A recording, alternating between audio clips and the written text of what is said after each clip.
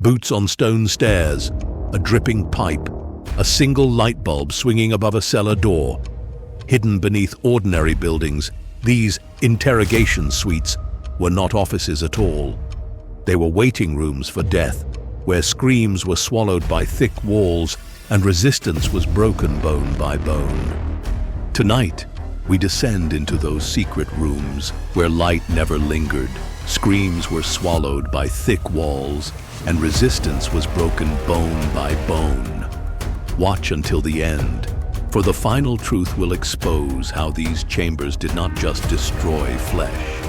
They were designed to erase the very idea of defiance. Regensburg, Germany. Posters of Hitler glared from walls, and whispers carried more danger than gunfire. In this climate lived Lucas Brenner, 23 years old. The son of a cobbler, he was a seminarian studying for the priesthood. His life until then had been defined by gentleness, the quiet rhythm of prayer, the scent of incense rising in chapels, the worn pages of the Psalms. He had never imagined himself part of politics, and yet politics had found him. By 1942, the Nazis had brought the church under their iron grip. Crucifixes were stripped from classrooms. Religious processions were forbidden. Sermons had to be cleared by party officials. To question was to risk prison, or worse. Lucas belonged to a small circle of seminarians who secretly circulated copies of Mitbrennender Sorge, a banned papal encyclical condemning Nazi ideology. They tucked leaflets into prayer books, whispered passages during late-night prayers, and slipped messages beneath the doors of church members. For the Gestapo, this was not faith.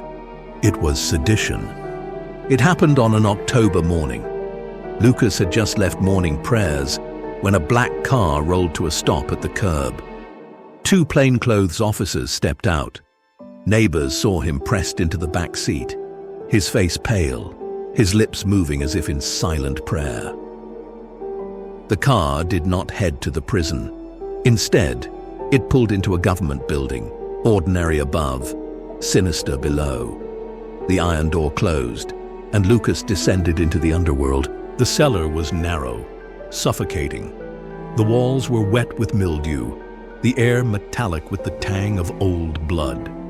Down the corridor, doors lined the walls, each padded to swallow sound.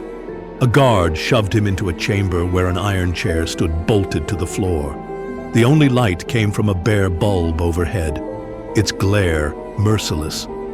The interrogator entered, dressed not in uniform but in a suit, as if about to conduct an interview. He carried a clipboard, his tone soft, almost courteous. He asked Lucas for names. Who else circulated the encyclicals? Who printed the leaflets? Where were they distributed? Lucas stayed silent. His silence was not defiance, it was prayer. The interrogator nodded to the guard. The first blow landed without warning, a truncheon driven into his stomach. Air fled his lungs in a strangled gasp. More blows followed, each punctuated by the same questions, calm and relentless. When Lucas doubled over, they strapped his wrists to the chair and forced his head back with a leather strap. Then came the water cure. A cloth was pressed over his mouth. Jug after jug of icy water poured down until he convulsed, gagging, drowning while still breathing. His body thrashed against the iron chair, his mind suffocating long before his lungs. The interrogator, expression unreadable, noted each response. To him, this was procedure. To Lucas, it was the descent into hell. He gave no names. The torment stretched for days. They stripped him naked and left him on the freezing stone floor, his body shaking uncontrollably. Cigarettes were pressed against his skin, leaving blistering burns. Splinters were forced beneath his fingernails until his hands shook with agony. Between sessions, he was thrown into darkness, left with nothing but the sound of his own heartbeat and the faint echo of screams through the corridor walls. Above ground, clerks typed reports, officials signed papers, and secretaries filed documents. Life went on in bureaucratic rhythm, as if nothing were happening beneath their feet. That was the true horror, the normality of cruelty. By November, Lucas was nearly unrecognizable. His face was swollen, one eye sealed shut. He could no longer walk without collapsing. Still, they demanded names. "Just one name, and this ends," the interrogator whispered. Lucas trembled, then spoke, but not a name. "Non tradam fratres meos," I will not betray my brothers. Barely alive, he was dragged to Dachau, a camp for religious prisoners. The young seminarian from Regensburg died weeks later, officially from pneumonia. Fellow prisoners remembered his vow, "I will not betray."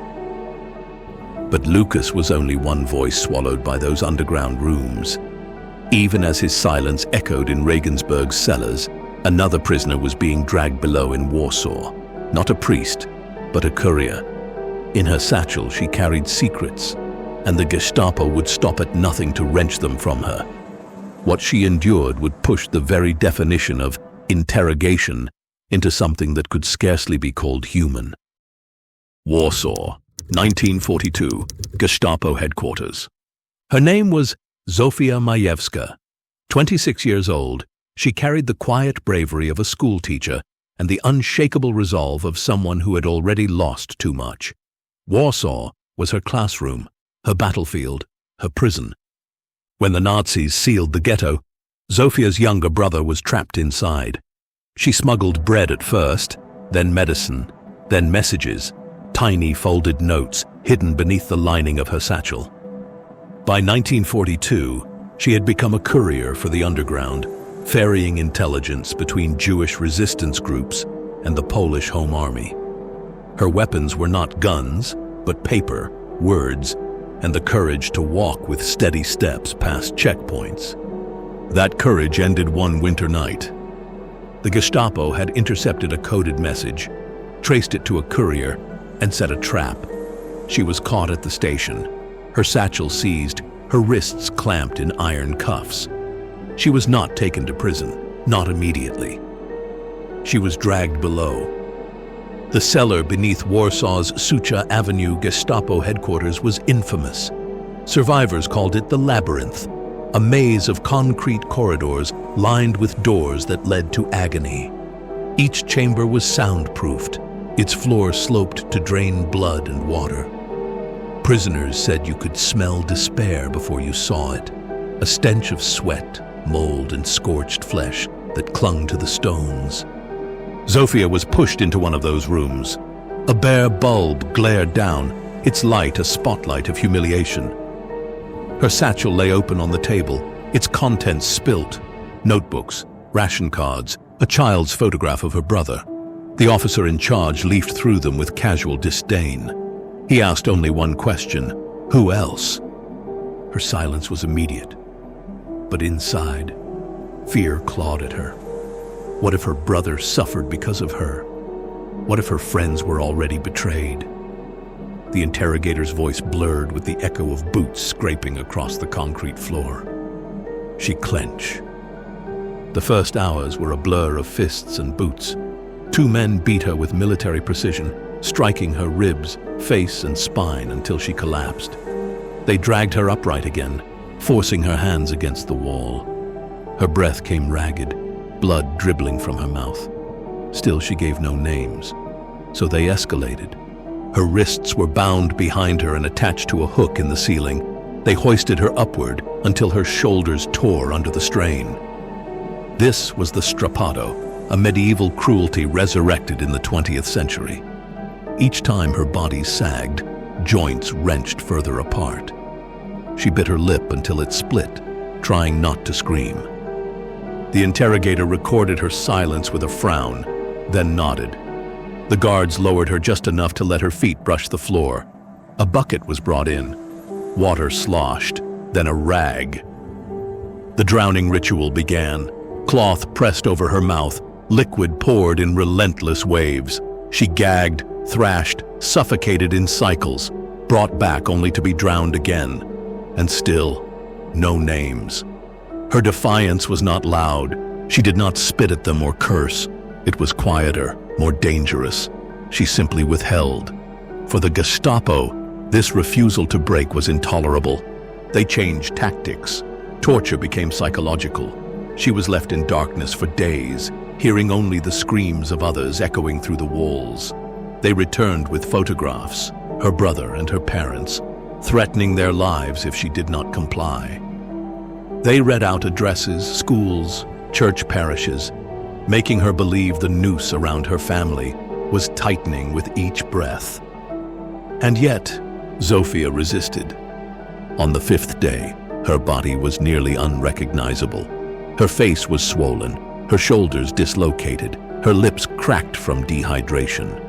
She could no longer stand without collapsing. The guards had grown impatient. One muttered that she was already dead, only walking. They took her to a cold, small room with hooks. Stripped and degraded, she was forced to kneel naked on broken glass, each shard piercing her knees. The interrogator asked again, "Who else?" With swollen eyes, Zofia silently prayed, a whisper of faith, not defiance, echoing a prayer she'd taught her students. To the men around her, it was meaningless, but for Zofia, it was victory, the refusal to let them own her final words. What became of her afterwards is uncertain. Records vanish in fragments. Some testimonies claim she was executed in Pawiak prison weeks later. Others say she died in the very cellar where she was tortured, her body buried in rubble when the headquarters was bombed. What is certain is this: her satchel, the one seized the night she was caught, was later found among Gestapo archives. The photograph of her brother remained inside, untouched, preserved. Zofia's silence shows us the purpose of these secret rooms. They were not built to uncover truth, but to erase resistance itself. But there was another kind of prisoner dragged below, neither seminarian nor courier. A man's dangerous knowledge led to his capture, transforming interrogation into a scientific display of torture. These rooms were not just for punishment, but laboratories of pain. Prague, 1943. The city appeared calm under the iron fist of Nazi occupation. Cafes open, trams running, officials in polished boots walking across cobblestones. But beneath the surface, a shadow network of Czech resistance worked tirelessly, feeding intelligence to London, sabotaging supply lines, and protecting what little freedom remained. Among them was Dr. Emil Varga, a physician at Charles University. He was 41, a man with spectacles perched on a narrow face and hands trained for healing. But Emil's true weapon was not the scalpel, it was information. In hospital wards and operating theaters, he quietly documented what he saw: records of German officers treated for wounds, lists of troop movements, whispers from soldiers delirious under anesthesia. These notes were passed to resistance couriers, hidden in medical texts, smuggled across borders. By 1943, the Gestapo knew there was a leak. They did not know who, until Emil was betrayed by an orderly under torture. He was seized during morning rounds, dragged still wearing his white coat, his stethoscope clattering to the ground. He did not see the university again. Instead, he was taken not to a prison cell, but below, the basement of the Peček Palace, the Gestapo headquarters in Prague. The palace was a grand building above ground with decorative staircases, marble halls. But its cellars were a world apart: low-ceilinged rooms, damp walls painted a sickly yellow, hooks and rings bolted to stone. Survivors called it the House of Pain. Emil was thrown into one of these chambers. The interrogator greeted him not with shouts, but with polite formality, as though about to begin a medical consultation. Papers lay on the desk before him, intercepted notes, coded reports. The questions began softly, clinical, detached. Who are your contacts? Who carries the files? Who do you serve? Emil gave the same answer each time. Silence. The tortures began. First came the beatings, calculated blows to the kidneys, ribs, and stomach. But soon the methods turned disturbingly medical. They strapped him to a metal table, securing his wrists and ankles. The interrogator, flanked by a man in a physician's coat, brought out instruments Emil knew too well: forceps, clamps, scalpels. What followed was not interrogation, but desecration. They made incisions in his flesh, not to kill, but to study his reactions. They drove needles beneath his fingernails, recording how long it took before he lost consciousness. They applied electric current through wet electrodes on his temples, noting each convulsion with clinical precision. The tormentors called this enhanced questioning. To Emil, it was the corruption of medicine itself, the oath to heal inverted into an oath to destroy. Blinded, chemically tortured, and subjected to hypothermia, suffocation, and burns. He refused to reveal his sources. The cruelty was systematic. This was not the blind rage of a god. It was experimentation disguised as interrogation. For Emil, the pain was not only physical. It was the knowledge that men of his own profession, doctors, had abandoned every trace of humanity, turning medicine into a weapon. One evening, the interrogator entered with a new tactic. On the table lay a folder containing the names of Czech students arrested after the assassination of Reinhard Heydrich. The officer leaned close, whispering that Emil's refusal would condemn even more young lives. It was a lie, but a cunning one. Emil's heart wavered. He saw the faces of his students, bright with questions in lecture halls, eager to heal rather than harm. He wanted to protect them. But then he remembered Lucas Brenner, the seminarian he had once heard about through underground whispers, a man who had chosen silence over betrayal. Emil clenched his jaw, his bloodied lips shaping the same vow.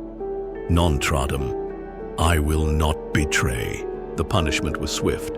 They suspended him by his wrists, dislocating his shoulders. Hours passed before they cut him down, his body collapsing in a heap. He could no longer walk unaided. By the end of January 1943, Emil was a broken man physically, but not in spirit. Prisoners later recalled hearing him murmur fragments of lectures in the darkness, teaching anatomy to cellmates as though the cellar were still a classroom. His voice trembled, but his mind remained unyielding. His final hours are uncertain. Some accounts say he was executed by firing squad. Others claim he succumbed to untreated injuries, buried in an unmarked grave near the palace. What endures is testimony.